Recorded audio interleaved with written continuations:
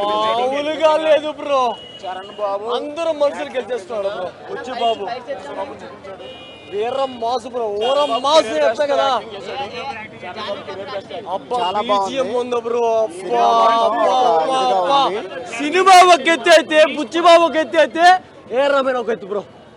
మామూలుగా లేదు bro cinema. Block buster 2026 mega family అంతే. ఇంకొకటి సింప్లీ అసలు చెప్పాలంటే నేను హర్ష నా గొంతు పోయింది, కానీ చాలా ఎమోషనల్గా అయిపోయినా నేనైతే.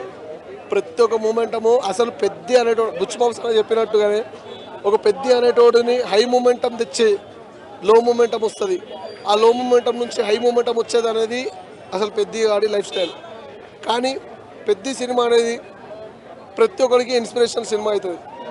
ఎందుకంటే ప్రతి ఒక్కరికి జీవితంలో లైఫ్లో సక్సెస్ అని ఉంటుంది, ఫెయిల్యూర్ అని ఉంటుంది. ఫెయిల్యూర్ని ఫేస్ చేసి సక్సెస్ఫుల్ అయినోడిదే అసలైన జీవితం అనేది. అలాంటిది పెద్దగాడి ఫెయిల్యూర్ని ఫేస్ చేస్తాడు, సక్సెస్ఫుల్ కూడా ఫేస్ చేస్తాడు. ఆ తర్వాత వాడి ఊరి కోసం వాడు ఏం చేసిండు అనేది అసలు కాన్సెప్ట్ అనమాట. సింప్లీ అసలు చరణ్ అన్న ఢిల్లీ ఎపిసోడ్ అసలు డైరెక్షన్ అనేది పీక్స్. అసలు బుచ్చిబాబు ఇప్పటిలో ఢిల్లీ ఎపిసోడ్ అంటాడు. అది చూసినప్పుడు అయితే నా కళలో ఇట్లా నీళ్ళు తిరిగిపోయినాయి. యాజ్ చరణ్ ఫ్యాన్గా నేనైతే పిచ్చోని అయిపోయినా. ఏందయ్యా నీకున్న స్థాయి ఏంది, అసలు నువ్వు ఏంది చేసాడం అని చెప్పేసి పిచ్చెక్కిపోయింది నాకైతే. నాకు గుర్తుపోయింది, నేను నీకు ఎక్కువ మాట్లాడలేను. కానీ నిజంగా ప్రతి ఒక్క ఆడియన్స్ మాత్రం పీక్స్ అనిపిస్తుంది. చాలా బాగా నచ్చుతుంది సినిమా మాత్రం. డాన్స్ నెంబర్ అనేది చరణ్ గారు చూసింది. డాన్స్ నెంబర్ అనేది చరణ్ గారిని కొత్త ఎక్స్పెక్ట్ అనేది ఏమి ఉండదు. చరణ్ గారు ఎప్పటికైనా కూడా డాన్స్ అనేది చాలా బాగా చేస్తారు. అలాంటిది ఆయన యాక్టింగ్ ఆఫ్టర్ రంగస్థలము, ఆఫ్టర్ RRR అనేది ఒక యాక్టింగ్ స్కోప్ అనేది చూపించింది. అంటే గేమ్ చేంజర్లో మనం అప్పన్నం చూసినాము, ఒక 15 to 20 minutes చూసినాము. కానీ పెద్ద సినిమాలో మాత్రం మొత్తం స్టార్టింగ్ టు ఎండింగ్ వరకు పెద్దగాడి క్యారెక్టర్ అనేది, అంటే మీరు రామ్ చరణ్ మర్చిపోతారు, ఓన్లీ పెద్దగాడి క్యారెక్టర్ మాత్రమే గుర్తుపెట్టుకుంటారు. అది రామ్ చరణ్ అంటే. ఎక్కువ అంటే సినిమా మొత్తంలో ఏం నచ్చింది? సినిమాలో మొత్తం నచ్చడానికి మనకు ఒకటే కారణం, అది రామ్ చరణ్ గారి పర్ఫార్మెన్స్. ఆయన ప్రతి గేమ్లో కూడా ఎరగ తీశారు ఆయన యాక్టింగ్. లాస్ట్ 30 minutes అయితే మాత్రం సూపర్ ఉంది ఆయన యాక్టింగ్.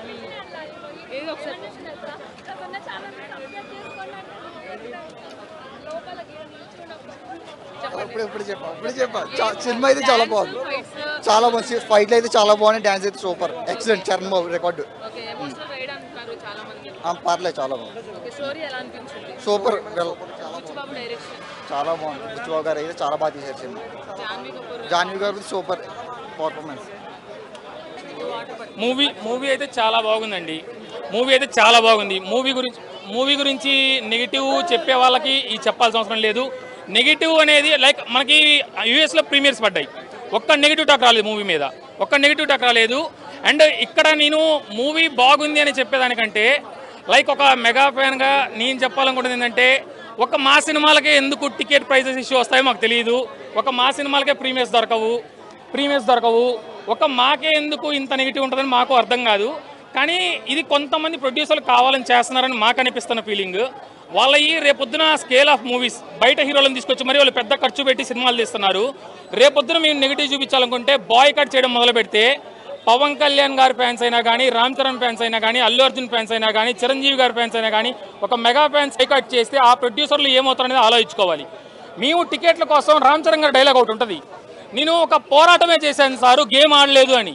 మేము టికెట్లు ఎప్పుడు వదులుతారా అని చెప్పి ఫోన్లు చేతిలో పెట్టుకొని ఒక పోరాటమే చేస్తున్నాం. ఒకప్పుడు చొక్కాలుగా చినిగిపోయేలాగా లైన్లో నుంచొని టికెట్లు కొనుక్కోవడం ప్రశాంతంగా ఉంది.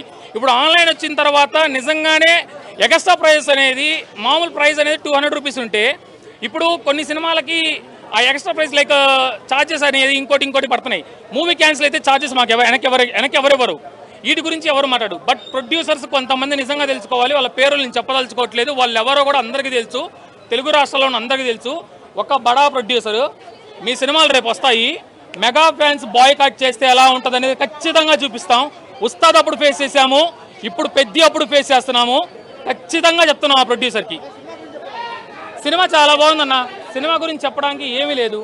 ఒక డ్యాన్స్ పరంగా తీసుకుంటే మెగాస్టార్ గారికి నిజంగా నటరాజుకి నటరాజే పుట్టాడన్నట్టుగా ఉంది.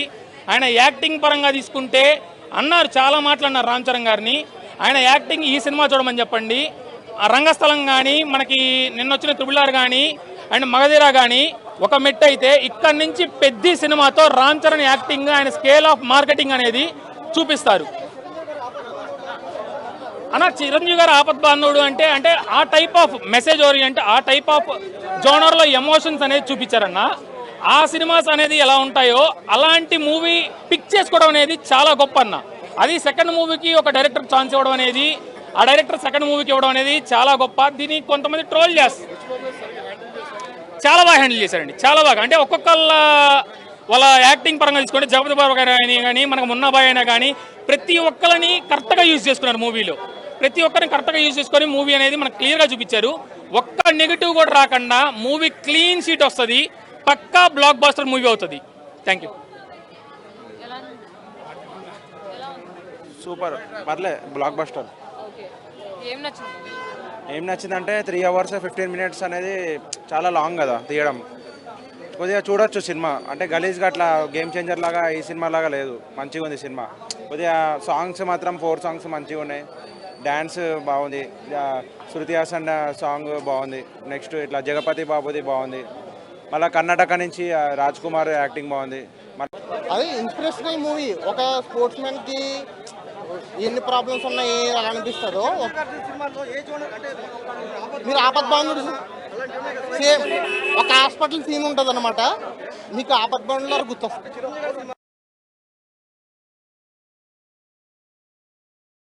అదే ఆపద్బాంధుడు అన్నాను కదా అదే హాస్పిటల్ సీన్ ఉంటుంది, సేమ్ అది గుర్తొస్తుంది మీకు పక్క. ఇది సినిమా మీరు చాలా ఏంటంటే ఇన్స్పిరేషనల్ మూవీ. మీరు రంగస్థలంలో ఎలా క్యారెక్టర్ బాగా యాక్టర్ అన్నారో, ఈ పెద్ద సినిమా చూసిన తర్వాత కూడా మీరు అదే అంటారు. తిన ఎఫర్ట్స్ ఎంత బాగా పెట్టారంటే, మీరు పహల్వాన్ ట్రాన్స్ఫర్మేషన్ ఉంటుంది క్రికెటర్ నుంచి 2.5 years కష్టపడ్డా అది కనబడుతుంది. ప్రతి షాట్ పహల్వాన్ క్యారెక్టర్ అదిరిపోతుంది. అసలు దద్దరు వెళ్ళిపోయింది. వెనకాల ఏఆర్ రెహమాన్ బ్యాక్గ్రౌండ్ మూవీ చెత్త కొట్టేశాడు. Soul of the movie Jagapathi చాలా బాగుంది ఈ సినిమాకి. సోల్ ఆఫ్ ది మూవీ అంటే ఆ ఫైనల్ క్లైమాక్స్ చాలా బాగా తీశారనమాట. Thank you Mythri movie makers. మా రామ్ చరణ్కి టాలీవుడ్ బైజబ్బా ఓకే. చాలా సాంగ్స్ అంటే ఏమైనా అనుకోండి, నేషనల్ అవార్డు పక్క వస్తుందన్న. ఇలాంటి సినిమాకి నేషనల్ అవార్డు రాకపోతే సిగ్గుపడాలి. అంతే, రామ్ చరణ్కి వస్తుంది, సినిమాకి వస్తుంది. అలా అదే అంటున్నాను కదా.